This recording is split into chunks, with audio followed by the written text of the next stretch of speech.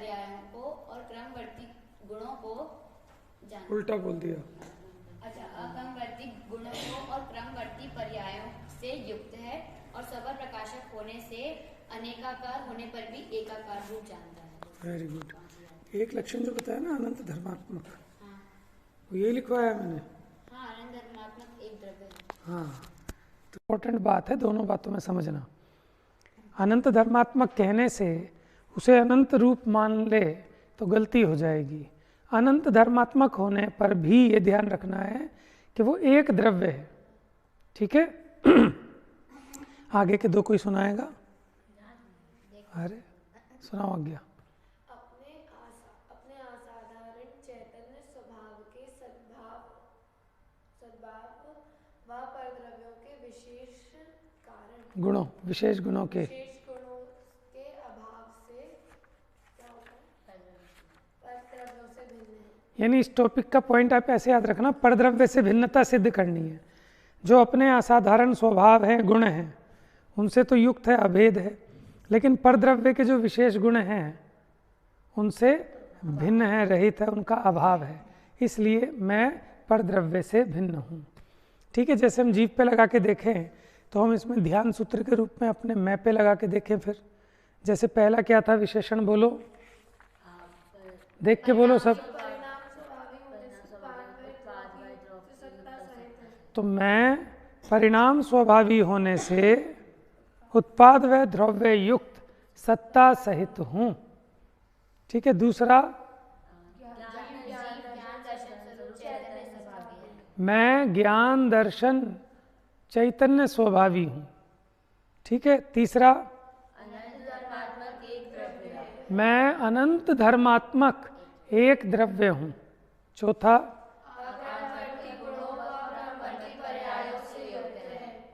तो मैं अक्रमवर्ती गुणों व क्रमवर्ती पर्यायों से युक्त हूँ। पांचवा,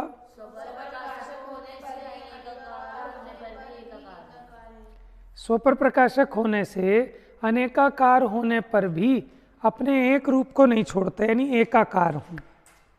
ठीक है। मैं नेक्स्ट, अपने असाधारण चैतन्य स्वभाव के सद्भाव व परद्रव्यों के विशेष गुणों के अभाव से।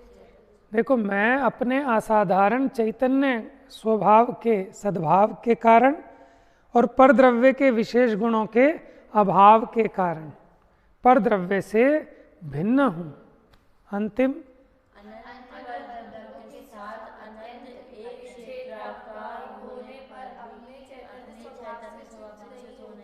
होने पर भी नहीं लगाया इसमें कहीं पर, क्योंकि ये आश्चर्य है। हाँ, ये आश्चर्य की बात है कि ऐसा होने पर भी, फिर से बोलो इसको अच्छे से, एक एक करके ब्रेक। एक बात हो गई क्या?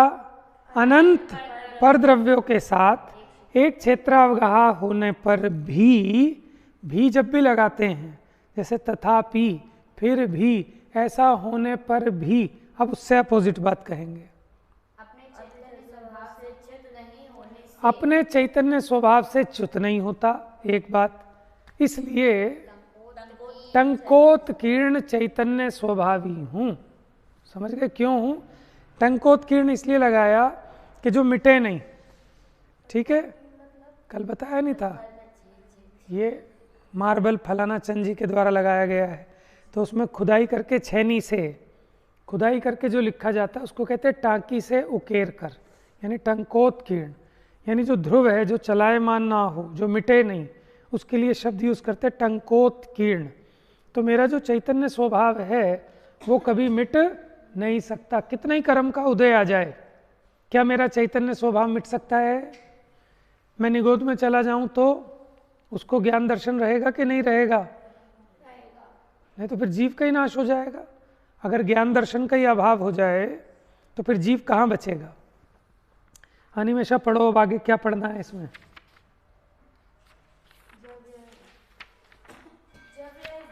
कहाँ से पढ़ रहे हो? पेज नंबर बोलो पहले सबको। चलो इसको अब रहने देते हैं, आगे बहुत हो गया खुलासा। अब आइए पेज नंबर 10।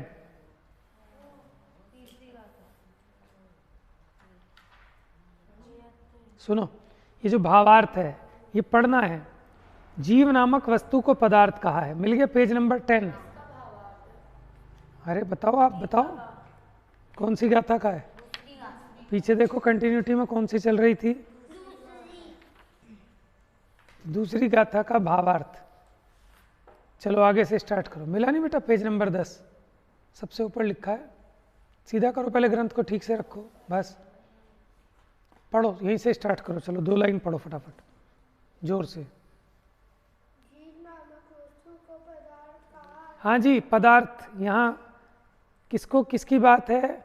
जीव नामक वस्तु की बात है, यानी जीव पदार्थ की बात है। जीव इस प्रकार अक्षरों का समूह पद है और देखो पद किसे कहते हैं? जीव, ये जो अक्षरों का समूह है इसको कहते हैं पद। पदार्थ की व्याख्या कर रहे हैं कि पदार्थ क्या है।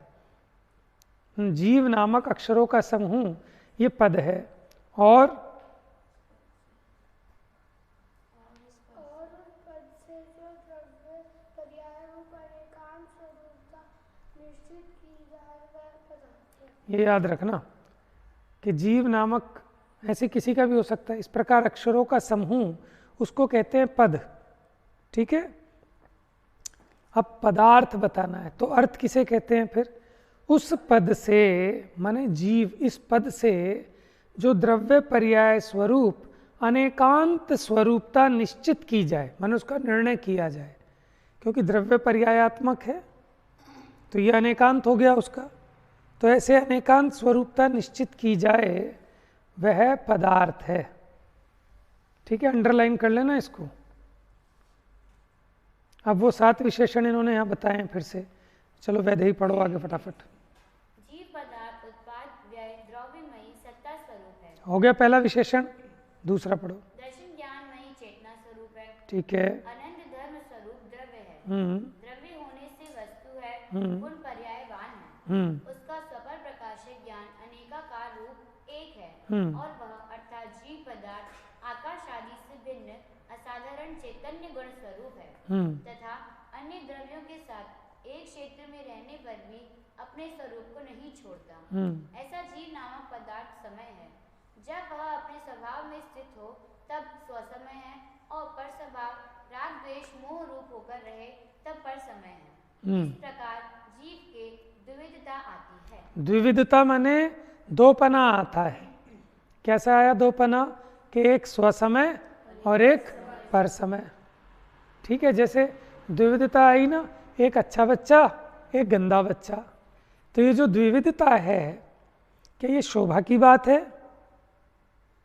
बताओ, ये जो द्विविधता आई माने डुअलिटी आई, क्या ये शोभा है इसमें? क्या अच्छे बच्चे और गंदे बच्चे? तो फिर डुअलिटी नहीं होनी चाहिए ना, यानी सभी गंदे बच्चे हों या सभी अच्छे बच्चे हों। तो इसी प्रकार सभी स्वसमय हों कि पर समय हों? स्वसमय, क्योंकि स्वभाव है। तो ये पर समय भेद क्यों खड़ा हुआ? ये जीव की बदमाशी के कारण। समझ में आया? चलिए, तो समय की द्विविधता में आचार्य देव बाधा बतलाते हैं। अत, देखो ऊपर देखो, अथई तद्धाध्यते। अथ मैंने जो प्रारंभ करते हैं अथवा यहाँ पर एतत् आद्यते माने एतत् माने क्या होता है?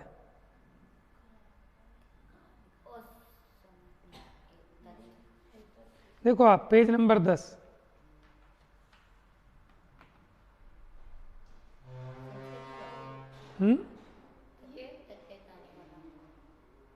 पेज नंबर 10 टॉप देखो, उत्थानिका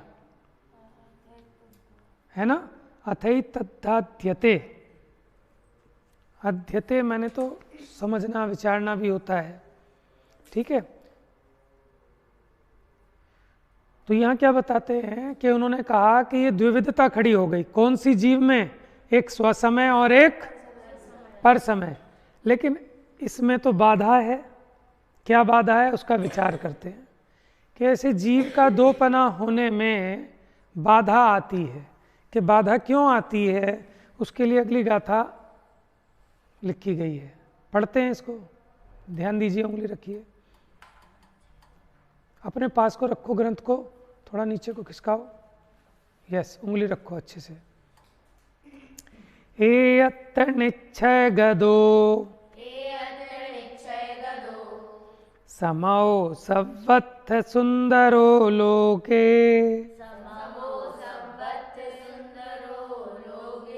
कहीं कहीं लोए भी है, लोके नहीं, लोए भी है, और ये लोगे तो ठीक है ही, लोके नहीं होगा, लोके तो संस्कृत में होगा, हिंदी में होगा। एयत्त निश्चय गदो समौ सवत्थ सुंदरो लोए। बंद कहाँ एयत्ते तेण विसंवादिनी होदी। अब ध्यान से इधर सुनो, एक मिनट लिखना, अभी पहले समझ लो। यहाँ क्या कह रहे हैं? एयत्त माने एकत्व, निश्चय गदो माने निश्चयगत, एकत्व निश्चयगत यानी एकत्व निश्चय को प्राप्त। समओ समय माने जीव नामक पदार्थ, सर्वत्र सुंदरो लोगे लोक में सर्वत्र सुंदर है। फिर बंद कहा माने कथा, बंद कथा एयत्ते, ठीक है, इसलिए बंद की कथा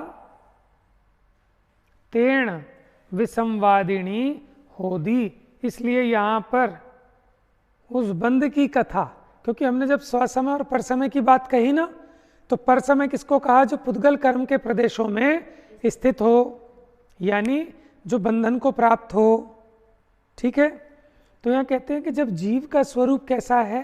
एकत्व निश्चयगत, वो समय सर्वत्र सुंदर लोक में, बंद कहा उससे बने बंधन कथा, विसंवादिनी, विसंवादिनी माने झगड़े का कारण, विरोध का कारण, ठीक है। तो ये बंद की कथा, ये विसंवाद पैदा करने वाली है।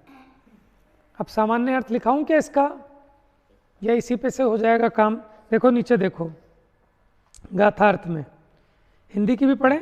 एकत्व निश्चयगत समय सर्वत्र सुंदर लोक में।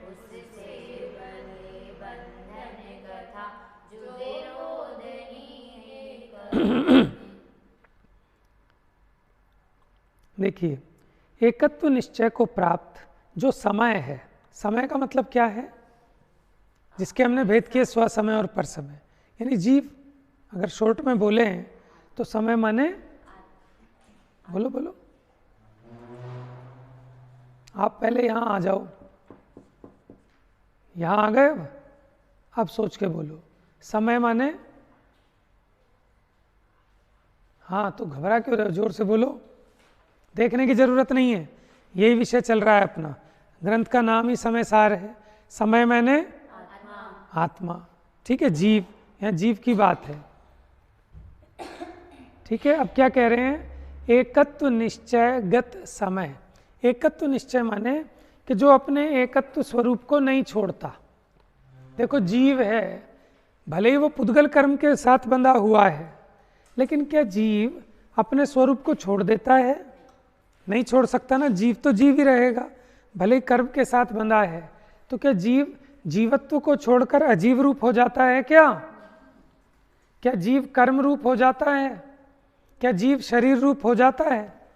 तो जब जीव शरीर रूप नहीं होता, कर्म रूप नहीं होता, तो इसका मतलब जीव अपने स्वरूप को नहीं छोड़ता। लेकिन अज्ञानता के कारण मिथ्या दृष्टि क्या मानता है? कि मैं देह रूप हूँ, मैं कर्म के फल को भोगता हूँ। तो ये विसंवाद है। क्या है? विसंवाद समझते हो? झगड़ा। झगड़ा कब होता है? एक में होता है कि दो में होता है? जब जहाँ दो की कहानी होगी वहाँ झगड़ा होगा। समझ में आया? जहाँ अकेला होगा वहाँ कोई झगड़ा नहीं। जहाँ दो बर्तन होंगे वही तो बजेंगे, अकेला बर्तन काहे का बजेगा? आवाज़ कहाँ से आएगी? काहे की? अगर नीचे गिरे तो आ जाएगी। तो दो मिले ना, जब दो चीज टकराएंगी तभी तो आवाज होगी, नहीं तो कैसे आवाज होगी? बीच में आ जाओ ना फटाफट।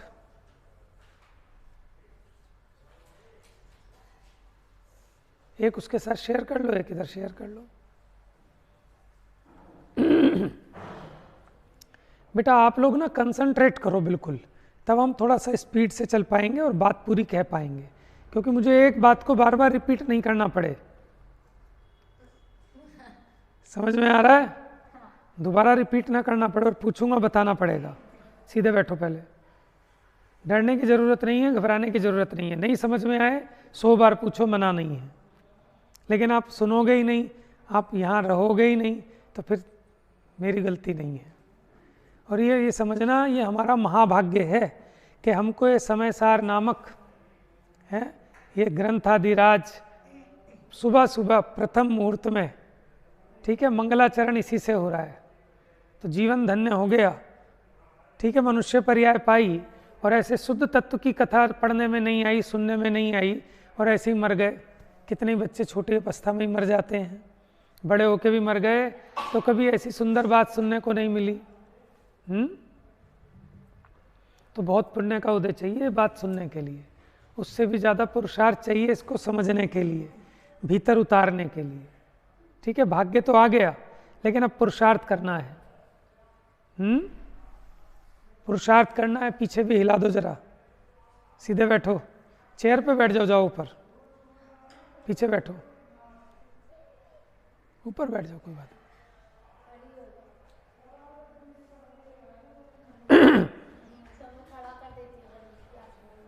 कोई बात नहीं, हाँ गिर मत जाना, कहीं बैठे तो गिरेगी।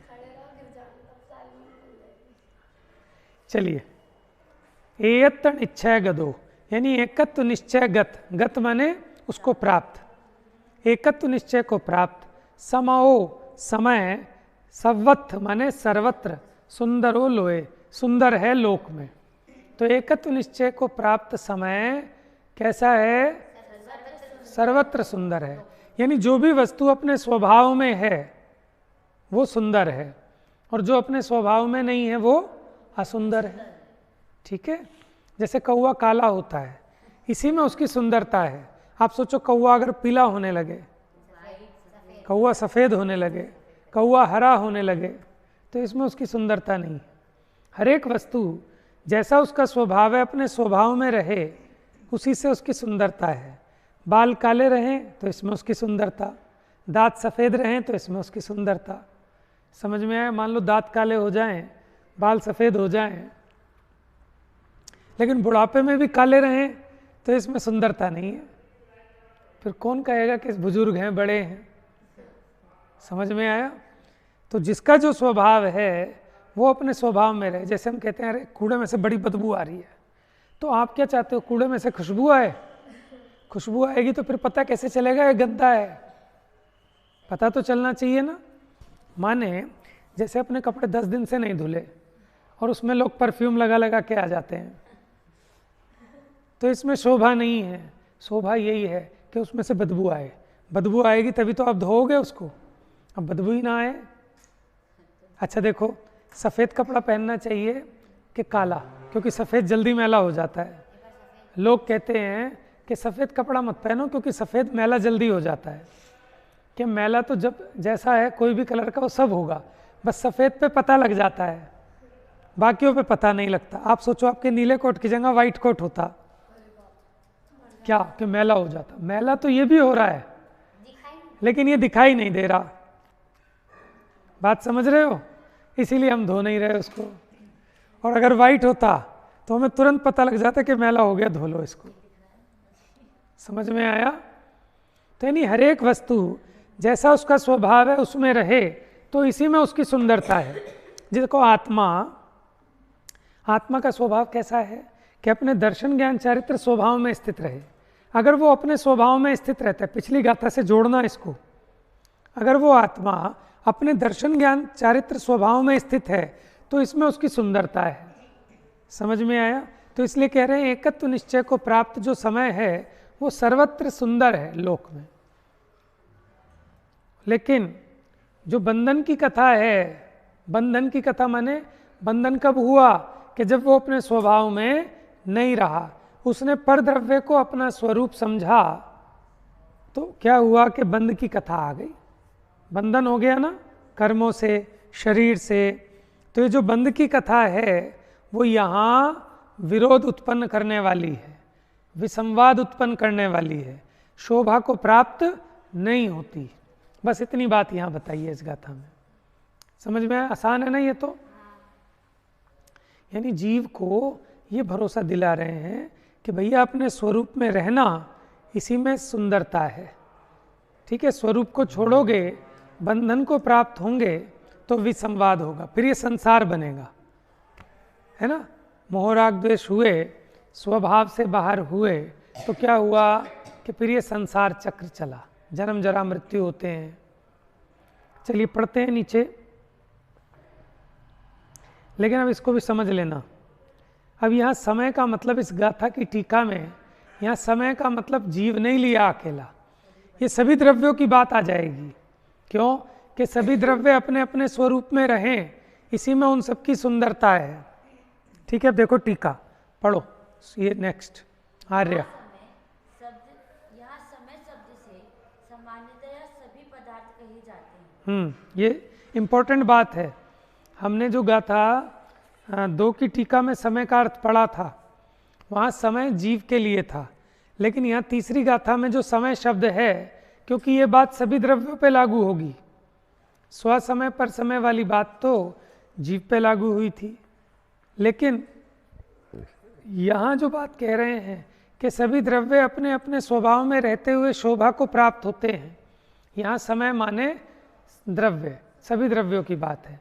अब इसकी व्युत्पत्ति कैसे की पढ़ो जरा, देखो जल्दी से। व्युत्पत्ति के अनुसार समयते अर्थात एक ही भाव से एकत्र पूर्वक अपने गुण पर्यायों को प्राप्त होकर जो परिणमन करता है सो समय। तो यहाँ समय की परिभाषा क्या हुई कि जो एक ही भाव पूर्वक अपने गुण पर्यायों को प्राप्त करे वह समय है। समय माने द्रव्य, द्रव्य की भी ये परिभाषा है, जो एक साथ अपने गुण पर्यायों को प्राप्त करे उसे द्रव्य कहते हैं। ये भी परिभाषा अंडरलाइन कर लो। जो एक ही भाव से अपने गुण पर्यायों को प्राप्त होकर परिणमन करता है वो समय है। इसके लिए हमने एक विशेषण बताया था ना पहले, क्या? परिणाम स्वभावी होने से उत्पाद व द्रव्य युक्त सत्ता सहित है। ठीक है, ये 6 द्रव्यों पर घटित होती है, क्योंकि 6 के 6 द्रव्य परिणमन करने वाले हैं, उत्पाद व द्रव्य युक्त सत्ता सहित है।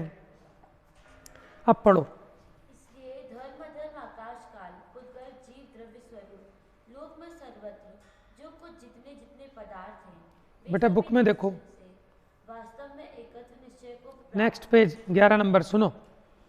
इसलिए धर्म धर्म आकाश काल पुद्गल और जीव लोक में सर्वत्र जितने भी कोई पदार्थ हैं वे सब निश्चय से, एकत्व निश्चय को प्राप्त होने से ही सुंदरता को प्राप्त होते हैं। एकत्व निश्चय माने अपने स्वरूप से उनका एकत्व रहे, अपने स्वरूप को छोड़े नहीं, इसी से वो सुंदरता को प्राप्त होते हैं। बोलो आगे। क्योंकि अन्य प्रकार से उसमें सर्व संकर आदि दोष आ अब ये सर्व संकर दोष क्या है?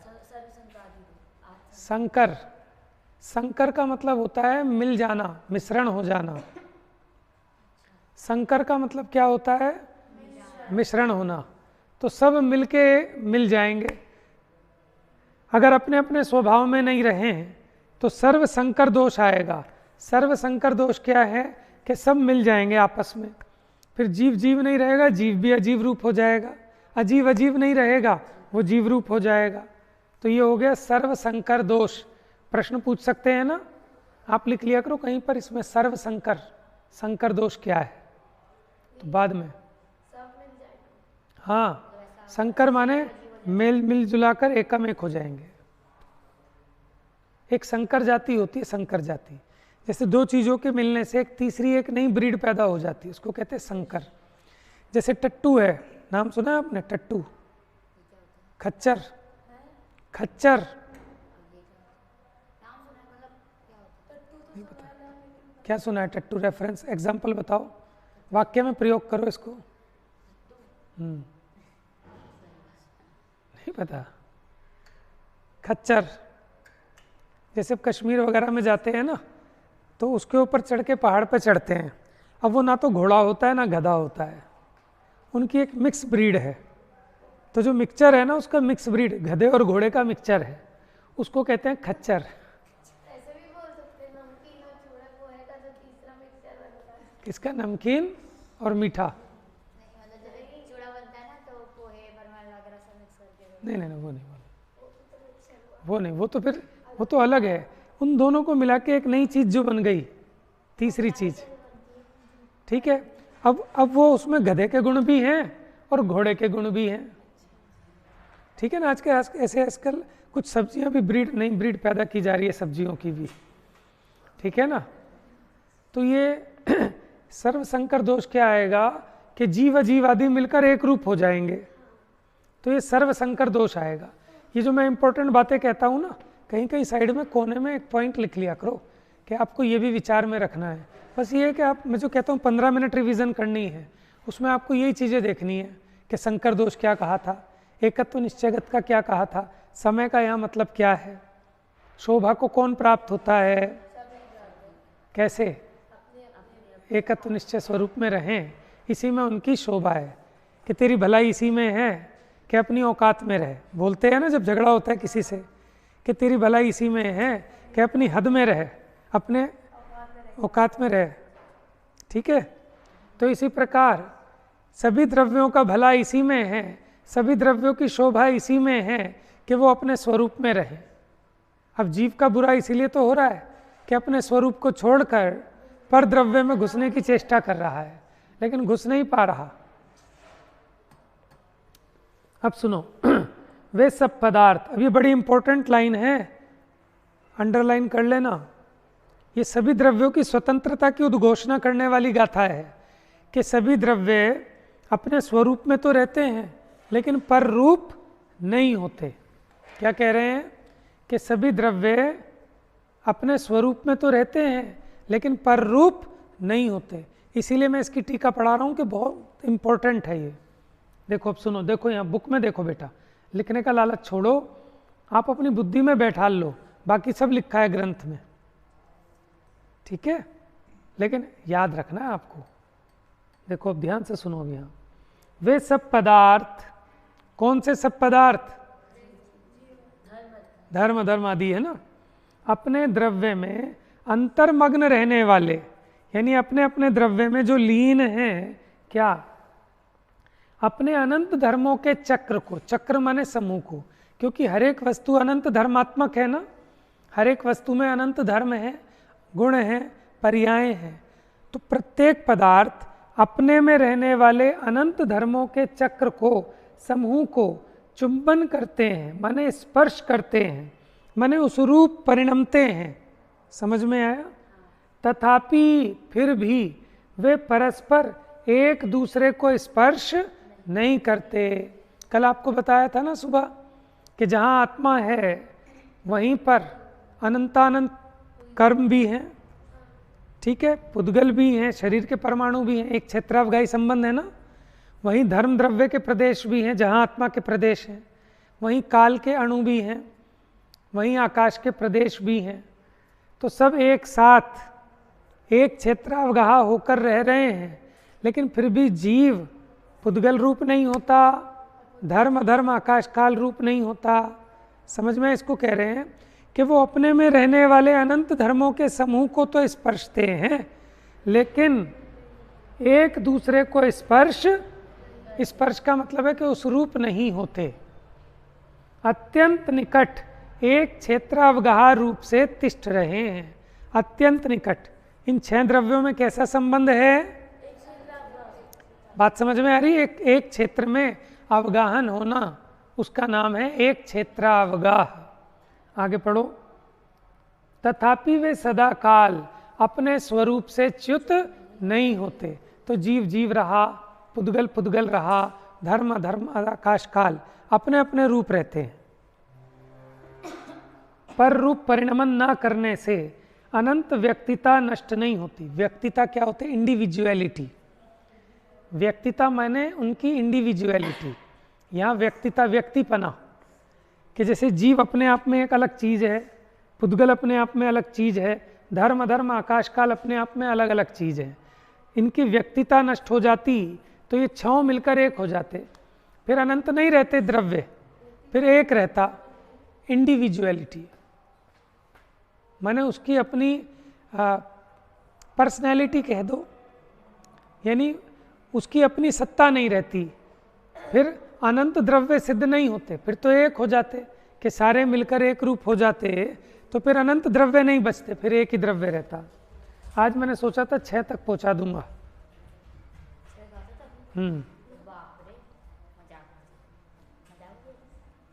चलिए देखिए, तथापि वे सदा काल अपने स्वरूप से च्युत नहीं होते, पर रूप परिणमन न करने से अनंत व्यक्तिता नष्ट नहीं होती। माने जो जितने अनंत द्रव्य हैं उनकी अनंत व्यक्तिता नष्ट क्यों नहीं होती? क्योंकि एक द्रव्य दूसरे द्रव्य रूप नहीं होता, एक द्रव्य दूसरे द्रव्य को स्पर्श नहीं करता, एक द्रव्य अपने स्वरूप से च्युत नहीं होता। दो बातें, अपने स्वरूप को छोड़ता नहीं और पर रूप को ग्रहण करता नहीं। बात समझ में आ गई? नियमसार जी की एक गाथा है, निज भाव को छोड़े नहीं किंचित ग्रहे पर भावना। हर द्रव्य की विशेषता है, ठीक है। जैसे आपने शर्ट पहनी है, उसके ऊपर कोट पहना है, अगर शर्ट कोट रूप हो जाए तो फिर दोनों में से एक गायब हो जाएगा, तो कोट शर्ट बन जाएगा या शर्ट कोट बन जाएगी। अब शर्ट शर्ट रूप रहे, कोट कोट रूप रहे, उसके लिए क्या चाहिए कि शर्ट अपने शर्ट पने को तो ना छोड़े, एक बात, और दूसरा कोट को ग्रहण ना करे। तो यानी अपने रूप को छोड़े नहीं और पर रूप को ग्रहण करे नहीं, इससे उसकी अनंत व्यक्तिता नष्ट नहीं होती। इसलिए वे टंकोत्कीर्ण की भांति स्थित रहते हैं और समस्त विरुद्ध कार्य तथा अविरुद्ध कार्य दोनों की हेतुता से वे सदा विश्व का उपकार करते हैं। विरुद्ध कार्य और अविरुद्ध कार्य क्या? जैसे धर्म का कार्य गति हेतुत्व और अधर्म का कार्य उसका अपोजिट स्थिति हेतुत्व, ये तो विरोधी हो गए। लेकिन कुछ साधारण धर्म भी हैं, यानी अगर इनमें आपस में विरोध नहीं होता तो फिर ये अलग अलग कैसे बनते? और अगर सर्वथा विरोध होता तो भी 6 द्रव्य नहीं रह सकते थे इस विश्व में। देखो, जैसे आपने बहुत फेमस उदाहरण, यानी इनमें विरोध भी है 6 द्रव्यों में और अविरोध भी है, और दोनों होना जरूरी है। जैसे 2 मित्र आपस में शतरंज खेलते हैं कि ले मैंने तेरा हाथी मार दिया, ले मैंने तेरा घोड़ा मार दिया, तो वो दोस्त हैं कि दुश्मन हैं? बताओ बताओ भाई ज्ञानम, दोस्त हैं कि दुश्मन हैं? प्रतिद्वंदी हैं कि मित्र हैं? दोनों हैं। अगर आप कहते हो कि वो मित्र हैं तो फिर एक दूसरे का घोड़ा हाथी क्यों मार रहे हैं? और कहते हो कि शत्रु हैं तो शत्रु क्या आपस में खेलते हैं कभी? बात समझ में आ रही है? एक भाई दुकान पे माल लेके आता है और दूसरा बेच देता है, तो आपस में वो मित्र हैं कि शत्रु हैं? अविरोध है कि विरोध है? दोनों में विरोध भी है और इसी से काम बनता है। समझ में आया? जैसे आप सुन रहे हो और मैं बोल रहा हूँ, तो विरोध है ना, लेकिन इस विरोध से काम बनता है। समझ में आया? तो ऐसी 6 द्रव्य, अंडरलाइन कर लेना इस बात को आप,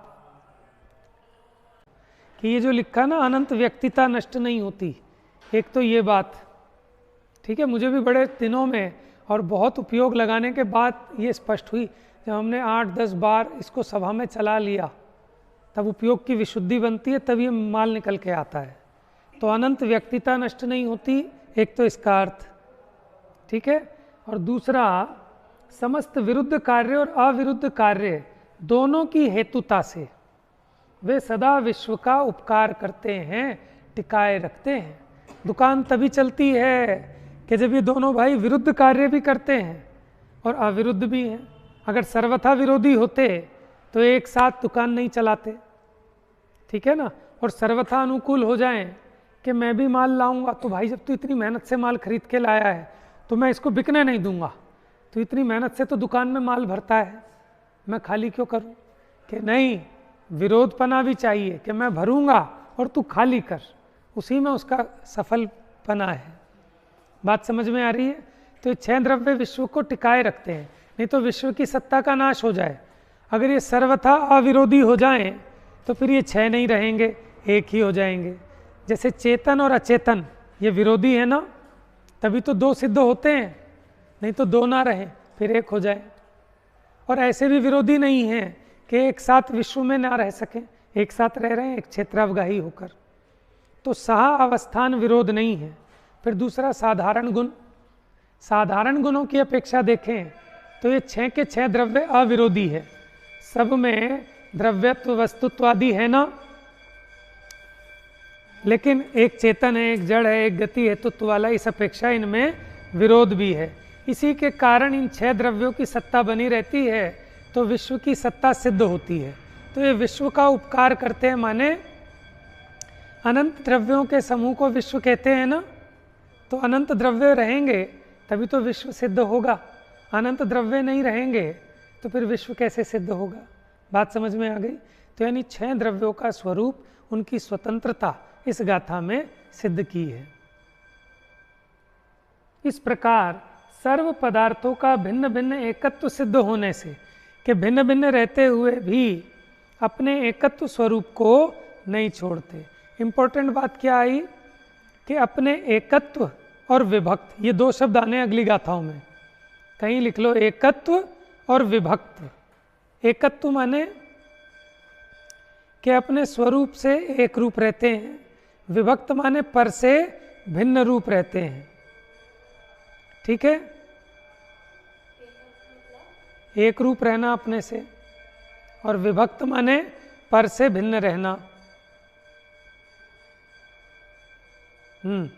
इस प्रकार सर्व पदार्थों का भिन्न भिन्न एकत्व सिद्ध होने से जीव नामक समय को बंध की कथा से विसंवाद की आपत्ति आती है।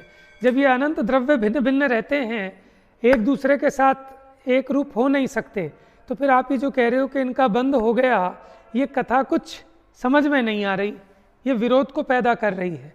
जब 6 द्रव्य, एक द्रव्य दूसरे द्रव्य रूप होता नहीं, ठीक है, उसको स्पर्श नहीं करता, तो फिर इनमें बंधन हुआ कैसे? जीव और पुद्गल में बंध हुआ कैसे? बंध किसे कहते हैं आपको पता है? बताओ, बंध किसे कहते हैं? कोई सा भी बताओ, बंध की परिभाषा बताओ आप। छोटा बच्चा बताएगा। बंध किसे कहते हैं? लघु जैन सिद्धांत प्रवेशिका। 2 द्रव्यों में होने वाले संबंध विशेष को, जिनके कारण 2 द्रव्यों में एक पना भासित हो, उसे बंध कहते हैं। तो वही तो बंध है। क्या है बंध की? बताओ क्या है बंध की? मैं अगर कर्म बंध बोलूं तो बताना आप कर्म बंध। मैं तो बंध कह रहा हूं ना, कोई भी चीज का बंध हो सकता है। कि बंध किसे कहते हैं? कि जहां 2 द्रव्यों में एक पना भासित होता है, ऐसा संबंध विशेष होना, उसी को तो बंध कहते हैं। ठीक है, समय देखो ज़्यादा हो गया, मेरी मजबूरी है कि अब मैं बात छोड़ दूंगा तो फिर कल उतनी मेहनत दोबारा से करनी पड़ जाएगी। तो 2 लाइनें शेष है, फटाफट पूरा कर लो। अब मुझे नहीं पता कि आप किस लेवल से समझ रहे हैं, कितनी एकाग्रता से, लेकिन मोस्ट इम्पॉर्टेंट बात आ रही है, इसलिए मैं आपको बार बार कह रहा हूँ। तो इसलिए भिन्न भिन्न एकत्व सिद्ध होने से जीव नामक समय को बंध की कथा से ही विसंवाद की आपत्ति आती है। कि जब स्वतंत्र न्यारे न्यारे अपने अपने स्वरूप को नहीं छोड़ते, पर रूप को ग्रहण नहीं करते, तो फिर इनमें बंध हो कैसे सकता है? ये बात हमारी समझ से बाहर है। तो अब देखो, तो फिर बंध जिसका मूल है, माने बंध जिसका कारण है, ऐसा जो पुद्गल कर्म के प्रदेशों में स्थित होना। देखो, बंध हुआ तो ये जीव कहाँ स्थित हुआ? पुद्गल कर्म के प्रदेशों में। पीछे आया था ना, जो पुद्गल कर्म के प्रदेशों में स्थित है वो पर समय है। अब पुद्गल कर्म के प्रदेशों में स्थित हुआ वह जिसका मूल है, ऐसा पर समय पना। पहले पहले कारण है, आगे आगे कार्य है। कि बंध हुआ तो ये क्या हुआ कि कर्म के प्रदेशों में स्थित हुआ। कर्म के प्रदेशों में स्थित होना जिसका मूल है, ऐसा पर समय पना, उससे उत्पन्न होने वाला द्विविध पना। द्विविध पना क्या हुआ कि आप पर समय कह क्यों रहे हो? कि दो बातें खड़ी हो गई ना, एक स्वसमय और एक पर समय।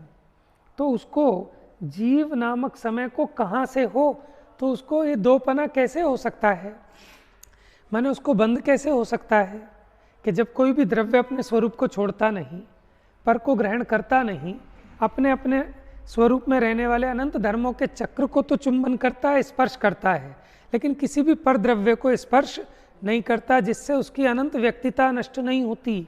इस प्रकार सभी द्रव्य विरोध रूप और अविरोध रूप से, ठीक है, अपने में रहने वाले धर्म के कारण विश्व का उपकार करते हैं, तो फिर इनमें बंद हो कैसे सकता है। इसलिए समय के एकत्व का होना ही सिद्ध होता है। पिछली गाथा में हमने द्विविधपना कहा था कि स्वसमय और पर समय, तो हम ये कहते हैं स्वसमय पर समय होने पर भी जीव जीव रहा, वो पर रूप नहीं हो गया, वो एक ही रूप रहा। तो जीव के एकत्व को सिद्ध किया, क्योंकि एकत्व में ही सौंदर्य है। समझ में आई बात? बाकी चर्चा कल करेंगे। जा वाणी के ज्ञान से सूझे लोकालोक, सो वाणी मस्तक नमो।